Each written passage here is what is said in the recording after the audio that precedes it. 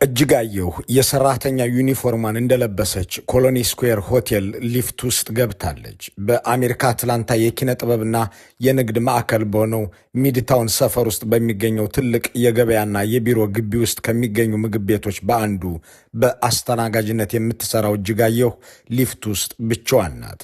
ጊዜው የሰራተኞች የሥራ መውጫ ሰዓት በመሆኑ መፈረም ይኖርባታል። ስትሰራ መዋሏን ለማሳወቅ ወደምትፈርምበት ክፍል ለመሄድ የጠራችውን ሊፍት ብቻዋን እየተጓዘችበት ነው። ሆኖም ሊፍቱ የሰራተኞቹ ልብስ መቀየሪያ ክፍል ከሚገኝበት ወለል ላይ ሲደርስ ቆመ። እሷም እዚያው ወረደች። ከፊት ለፊቷ አንድ ኢትዮጵያዊ ሊፍቱን እየጠበቀ ቆሞ ነበር። ሁለቱም በአገርኛ ሰላምታ ተለዋወጡ። እንደ አገር ልጅ በፈገግታ እንደ ወንዝ ልጅ በጨዋታ ተዋወቁ። እጅጋየሁ ፊት ለፊቷ የቆመው ሰው በተናገረ ቁጥር የምታውቀውን ድምፅ እያወጣ ቀጠለ። በትክክል ድምፁ ለጆሮዋ እንግዳ አይደለም። የምትሰማውን ድምፅ የሆነ ቦታ ታውቀዋለች። የምታየውን ሰው ደግሞ ማስታወስ አልቻለችም።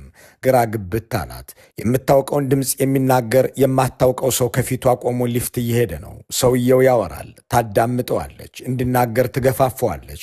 ድምፁን በሚገባ ታውቀዋለች። አንዳች ስቃይ ካስከተለባት የሆነ የማይረሳ ጠባሳ ከጣለባት ድምፅ ጋር የሚመሳሰል ድምፅ ነው።